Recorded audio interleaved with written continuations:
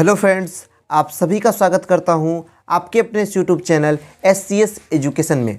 आज के इस वीडियो में हम लोग देखेंगे सोशल साइंस का आंसर की, जो मॉडल सेट बिहार बोर्ड के द्वारा कल जारी किया गया है 1 जनवरी को। तो चलिए हम लोग इस वीडियो को स्टार्ट करते हैं। अगर आप लोग अभी तक हमारे चैनल को सब्सक्राइब नहीं किया है तो चैनल को सब्सक्राइब कर दें। साथ में अगर वीडियो अच्छी लगती है तो वीडियो को लाइक भी कीजिए और अपने दोस्तों के साथ भी शेयर कीजिए, और साथ में कमेंट बॉक्स में बताइए कि ये वीडियो आपको कैसी लगी। और बाकी भी मॉडल सेट के आंसर देखने के लिए आप लोग नीचे कमेंट कीजिए कि आप नेक्स्ट जो है किस मॉडल सेट का आंसर की जानना चाहते हैं। तो चलिए हम लोग इस वीडियो को स्टार्ट करते हैं। लेकिन सबसे पहले आप लोग ये जान लीजिए कि आप लोगों का जो एग्ज़ाम पैटर्न है वो अब चेंज हो चुका है। आपको टोटल जो है आपके एग्ज़ाम में अब 18 ऑब्जेक्टिव क्वेश्चन रहेंगे, जिसमें से जो है आपको 14 ऑब्जेक्टिव क्वेश्चन का आंसर देना है। ये इस बार के लिए है कि इस बार आपको 1 से लेकर 80 तक टोटल ऑब्जेक्टिव क्वेश्चन दिए गए हैं, जिसमें से आपको 40 क्वेश्चन का आंसर आप लोगों को देना है। तो बहुत ही सिंपल हो गया है आप लोगों का एग्जाम अब। तो आप लोगों को अब किसी भी तरह के घबराने की जरूरत नहीं है। 80 में आपको 40 क्वेश्चन का आंसर देना है, जो बहुत ही नॉर्मल है। तो चलिए हम लोग इस वीडियो को स्टार्ट करते हैं और सबसे पहला ऑब्जेक्टिव क्वेश्चन देखते हैं।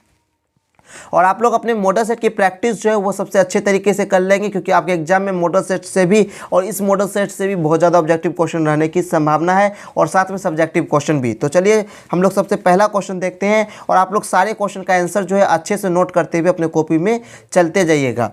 तो पहला क्वेश्चन आपका है, हिंद चीन में कौन सा राष्ट्र शामिल नहीं है। तो हिंद चीन में कौन सा राष्ट्र शामिल नहीं है, तो चीन जो है ये हमारा हिंद चीन में राष्ट्र शामिल नहीं है। तो एक का जो सही आंसर हो गया वो क्या हो गया, सी हो गया। अब बढ़ते हम लोग अपने सेकेंड में क्वेश्चन की ओर। सेकेंड में क्वेश्चन आपका, वेना कांग्रेस कब हुआ था। तो वेना कांग्रेस कब हुआ था, तो वेना कांग्रेस हमारा 1815 ईस्वी में हुआ था। तो 2 का जो सही आंसर हो गया वो क्या हो गया, ए नंबर हो गया। हम थोड़ा फास्ट इसलिए बढ़ रहे हैं कि आपको टोटल 80 ऑब्जेक्टिव क्वेश्चन देखना है, तो आप लोगों को थोड़ा टाइम ज़्यादा देना होगा। अब बढ़ते हम लोग थर्ड में क्वेश्चन की ओर। थर्ड में क्वेश्चन आपका है, भारत में गद्दार पार्टी की स्थापना किसने की थी। भारत में गद्दार पार्टी की जो स्थापना है वह किसने की थी। तो भारत में गद्दार पार्टी की जो स्थापना है वह लाला हरदयालाल ने की थी। किसने की थी, लाला हरदयालाल ने। ये क्वेश्चन बहुत ही इंपॉर्टेंट है आपके एग्जाम के लिए। अब बढ़ते हम लोग अपने फोर्थ में क्वेश्चन की ओर। फोर्थ में क्वेश्चन है आपका, द्वितीय महायुद्ध के बाद यूरोप में किस संस्था का उदय आर्थिक दुष्प्रभाव को समाप्त करने के लिए हुआ था। जिसका सही आंसर हो जाएगा आपको डी नंबर, यूरोपीय संघ। क्या हो जाएगा, यूरोपीय संघ का जो उदय हुआ था द्वितीय महायुद्ध के बाद, वह किस लिए हुआ था, वो आर्थिक दुष्प्रभाव को कम करने के लिए हुआ था। अब बढ़ते हम लोग अपने 5वें क्वेश्चन में, और यही सब टाइप के आपके एग्जाम में क्वेश्चन रहेंगे, और ये आपका ऑफिशियल मॉडल सेट है, तो आप लोग इसकी प्रैक्टिस अच्छे तरीके से कर लेंगे। अब बढ़ते हम लोग अपने 5वें क्वेश्चन की ओर। 5वें क्वेश्चन आपका है, नरोत्तम सिंघानिया किस देश के शासक थे। तो नरोत्तम सिंघानिया कहाँ के शासक थे, तो कंबोडिया के शासक थे। कहाँ के शासक थे नरोत्तम सिंघानिया, तो कंबोडिया के शासक थे। और आप लोग सारे ऑब्जेक्टिव क्वेश्चन का जो है आंसर अच्छे से तैयार कर लीजिएगा, और आप लोग सारे क्वेश्चन का जो आपको आंसर दिया जा रहा है वो 100% सही आंसर दिया जा रहा है। तो आप लोग सारे क्वेश्चन का आंसर अच्छे से मिलाते हुए बढ़ेंगे। अब बढ़ते हम लोग अपने 6वें क्वेश्चन की ओर। 6वें क्वेश्चन आपका है, वाष्पोचलित इंजन का आविष्कार किसने किया था। तो वाष्पोचलित जो इंजन का आविष्कार किया था वो जेम्स वाट ने किया था। किसने किया था, जेम्स वाट ने वाष्पोचलित इंजन का आविष्कार किया था। अब बढ़ते हम लोग अपने 7वें क्वेश्चन की ओर। 7वें क्वेश्चन आपका है, Tata iron and steel company की स्थापना कब हुई थी। टाटा आयरन एवं स्टील कंपनी की जो स्थापना है ये कब हुई थी। ये बहुत ही वीवीआई क्वेश्चन आपके एग्जाम के लिए, और ये क्वेश्चन आपके एग्जाम में भी रह सकता है और पूछे जाने की संभावना 100% है। तो Tata iron and steel company की स्थापना कब हुई थी, तो Tata iron and steel company की स्थापना 1907 ईस्वी में हुई थी। कब हुई थी, 1907 ईस्वी में Tata iron and steel company की स्थापना हुई थी। अब बढ़ते हम लोग अपने 8वें क्वेश्चन की ओर। 8वें क्वेश्चन बहुत ही आसान है, गोलघर कहाँ स्थित है। तो गोलघर आपका कहाँ स्थित है, तो गोलघर हमारा पटना में स्थित है। तो 8 का सही आंसर क्या हो जाएगा, 8 का सही आंसर हमारा बी नंबर हो जाएगा।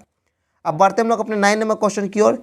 9वें क्वेश्चन है, किस अमेरिका राष्ट्रपति ने न्यू डील लागू की थी। किस अमेरिका का वह कौन सा राष्ट्रपति था जिसने न्यू डील जो है वो लागू की थी। तो इसका सही आंसर होगा हमारा FD रोसाल्ट। क्या हो जाएगा, FD रूजवेल्ट जो है वो न्यू डील लागू की थी।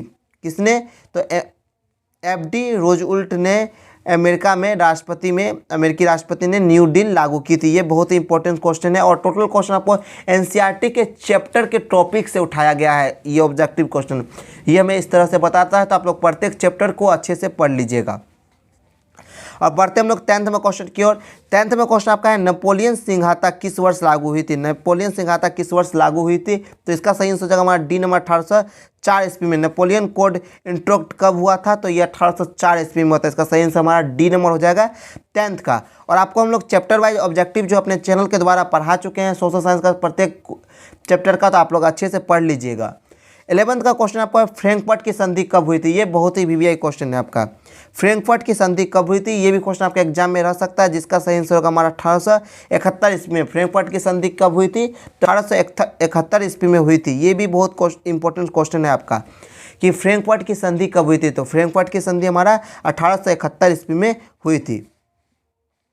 12 में क्वेश्चन आपका है कार्ल मार्क्स का जन्म कहाँ हुआ था। तो आप लोग ऑलरेडी जानते हैं कि कार्ल मार्क्स का जन्म कहाँ हुआ था, तो कार्ल मार्क्स का जन्म जर्मनी में हुआ था। ये भी बहुत ही आसान क्वेश्चन है और ये भी बहुत बार आपके एग्जाम में पूछा गया है कि कार्ल मार्क्स का जन्म कहाँ हुआ है, तो कार्ल मार्क्स का जन्म जर्मनी में हुआ है। अब बढ़ते हम लोग अपने 13 में क्वेश्चन की ओर। 13 में क्वेश्चन हमारा है 1991 में निम्न में से कौन अस्तित्व में आया था। अस्तित्व में जो है निम्नलिखित में से कौन आया था 1991 में, तो 1991 में क्या आया था, तो नई आर्थिक नीति, न्यूज जो है आपको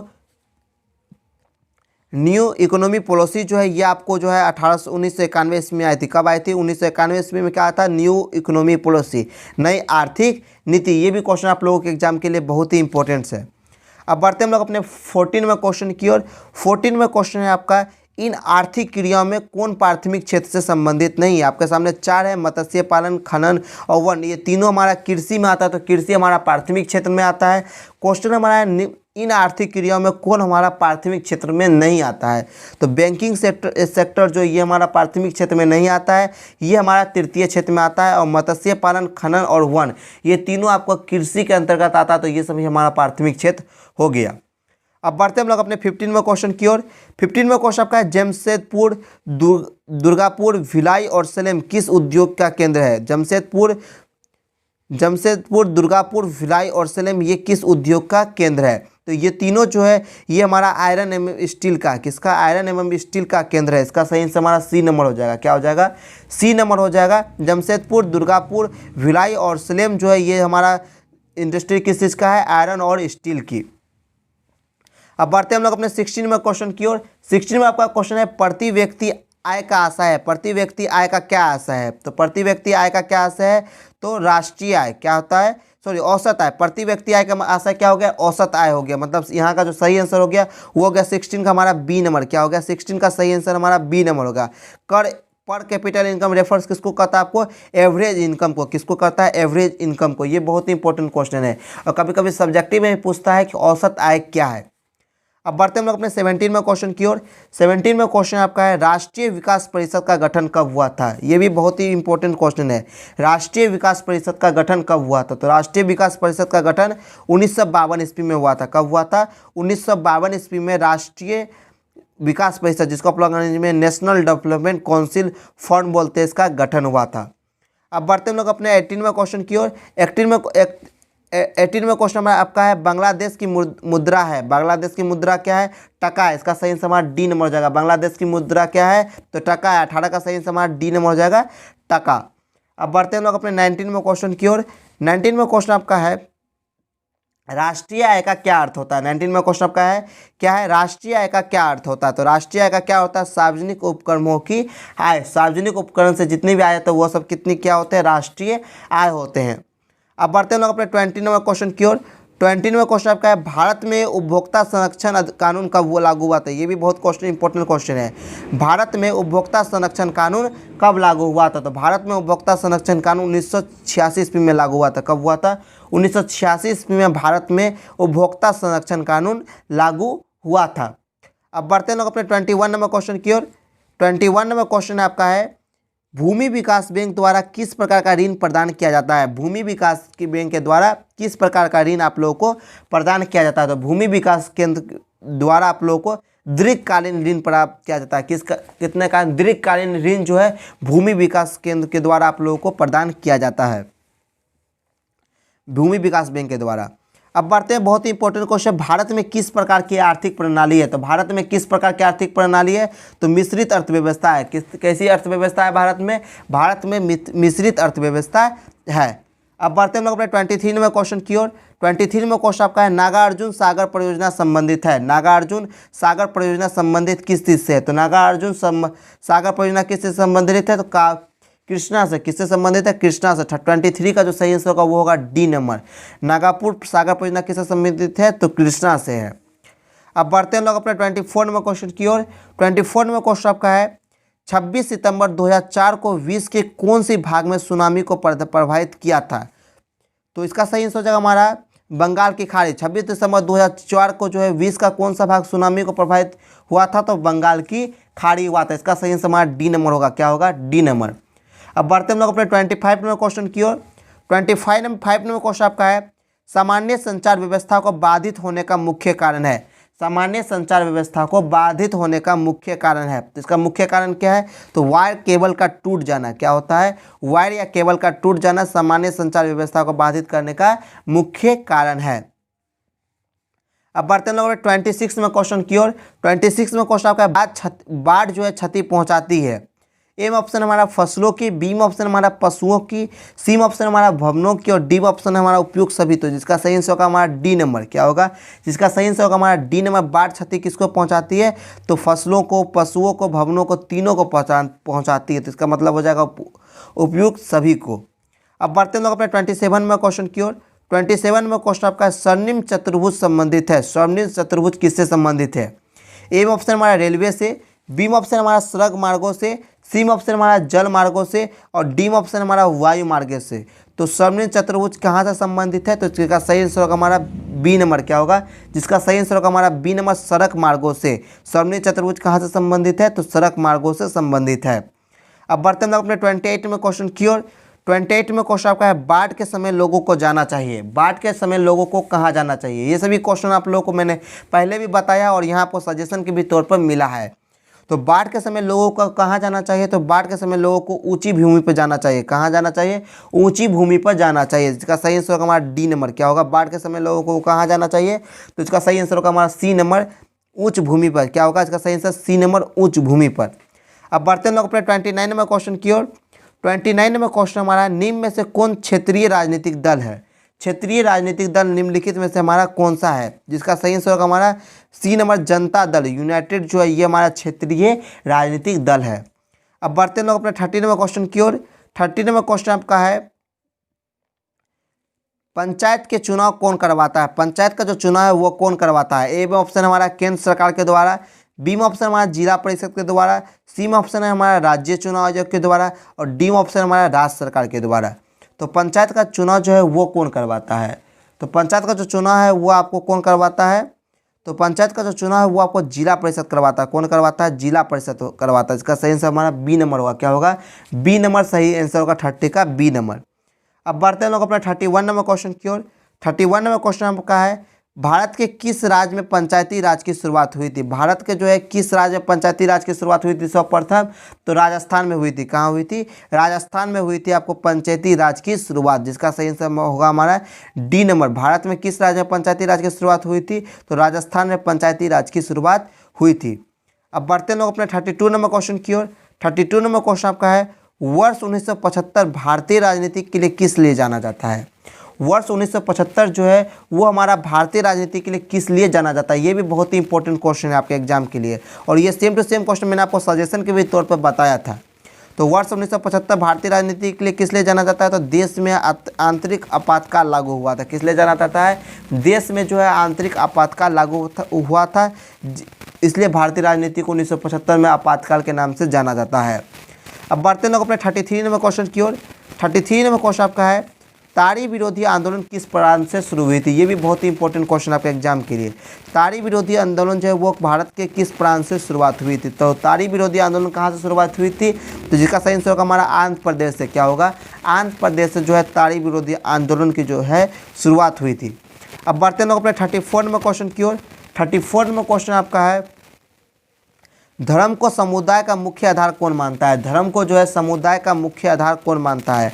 जिसका सही आंसर होगा हमारा सी नंबर धर्मनिरपेक्ष। धर्मनिरपेक्ष जो है धर्मों के समुदाय को अलग मानता है, अलग आधार मानता है। जिसका सही आंसर क्या होगा हमारा सी नंबर आपको होगा धर्मनिरपेक्ष। अब बढ़ते हैं लोग अपने 35वें क्वेश्चन की ओर।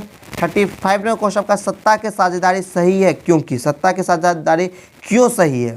तो जिसका सही है, ये क्वेश्चन आपको बुक में भी मिला होगा कि सत्ता की साझेदारी सही है क्योंकि ए में ऑप्शन हमारा यह विविधता को बढ़ाती है, बी में ऑप्शन हमारा है देश की एकता को कमजोर करती है, सी में ऑप्शन हमारा है आपको फैसले लेने में देर करती है और डी में ऑप्शन हमारा विभिन्न पहलुओं के बीच टकराव कम करती है। तो सत्ता की साझेदारी क्यों सही है? तो जिसका सही आंसर होगा हमारा फैसले लेने में देरी होती है। क्या होती है? फैसले लेने में देरी होती है और विभिन्न समुदाय के बीच टकराव का भी काम करती है। तो मेनली जो यहाँ सही आंसर होगा वो हमारा डी नंबर, विभिन्न समुदाय के बीच टकराव को कम करता है, कम करती है। कौन कम करता है? तो आपको सत्ता में साझेदारी। अब बढ़ते हैं लोग अपने 36वें क्वेश्चन की ओर। 36वें क्वेश्चन है आपका, नेपाल में सप्तदलीय गठबंधन का मुख्य उद्देश्य क्या था? नेपाल में जो है आपका सप्तदलीय गठबंधन हुआ था, इसका मुख्य उद्देश्य क्या है? ये सब आपका एक ऑब्जेक्टिव क्वेश्चन है जो आपके एग्जाम के लिए बहुत ही इंपॉर्टेंट है। तो 36 का सही आंसर होगा हमारा लोकतंत्र की स्थापना करना। क्या होगा? लोकतंत्र की स्थापना करना। जो सही आंसर हमारा बी में है, किस में है? सॉरी, बी में है, लोकतंत्र की स्थापना करना। इसका सही आंसर होगा हमारा बी नंबर। नेपाल में सप्तदलीय गठबंधन का मुख्य उद्देश्य क्या है? तो लोकतंत्र की स्थापना करना। सही आंसर हमारा बी नंबर हो जाएगा। अब बढ़ते हैं लोग अपने 37वें क्वेश्चन की ओर। 37वें क्वेश्चन आपका, भारत में इन राज्यों में कौन कोयले का सबसे बड़ा उत्पादक है? ये सभी वीवीआई क्वेश्चन है। तो भारत के उन राज्यों में कौन कोयले का सबसे बड़ा उत्पादक है? तो इसका सही आंसर हो जाएगा हमारा बी नंबर, झारखंड। कौन है? झारखंड जो है कोयले का सबसे बड़ा उत्पादक है। सही आंसर हमारा बी नंबर हो जाएगा। अब बढ़ते हैं लोग अपने 38वें क्वेश्चन की ओर। 38वें क्वेश्चन आपका है, सौर ऊर्जा के उत्पादन के लिए सर्वाधिक उपयुक्त राज्य है। सौर ऊर्जा के जो उत्पादन के लिए सर्वाधिक उपयुक्त राज्य हमारा कौन सा है? तो इसका सही आंसर हो जाएगा हमारा 38 का जो सही आंसर होगा वो होगा आपको सी नंबर। क्या होगा 38 का सही आंसर? 38 का सही आंसर होगा सी नंबर, राजस्थान। क्या होगा? राजस्थान में जो है सर्वाधिक उपयुक्त हो सकता है हमारा इलेक्ट्रिसिटी। अब बढ़ते हैं लोग अपने 39वें क्वेश्चन की ओर। 39वें क्वेश्चन भी बहुत ही इंपॉर्टेंट है आपके एग्जाम के लिए। क्वेश्चन आपका है, बिहार की पहली नदी घाटी परियोजना कौन थी? तो बिहार की पहली नदी घाटी परियोजना कौन थी? तो कोसी नदी घाटी परियोजना जो है बिहार की पहली नदी घाटी परियोजना थी। अब बढ़ते हैं लोग अपने 14वें क्वेश्चन की ओर। 14वें क्वेश्चन आपका, सुंदरवन टाइगर रिजर्व कहाँ है? सुंदरवन जो है टाइगर है वो कहाँ रिजर्व है? तो सही आंसर हो जाएगा 40 का हमारा बी नंबर, ओडिशा में। कहाँ स्थित है? तो ओडिशा में जो है सुंदरवन टाइगर रिजर्व है। कहाँ है? तो ओडिशा में है। अब बढ़ते हैं हम लोग 41वें क्वेश्चन की ओर। हम लोग चाहते हैं कि 41 आप लोग नेक्स्ट वीडियो में देखिए, क्योंकि ये वीडियो आपका ऑलरेडी 18 मिनट का हो चुका है। तो नेक्स्ट वीडियो में आप लोग देखिएगा तो कम से कम 40 ऑब्जेक्टिव क्वेश्चन आपके माइंड में याद रहेगा। तो आप लोग पहले ये 40 ऑब्जेक्टिव क्वेश्चन का आंसर दे दीजिए।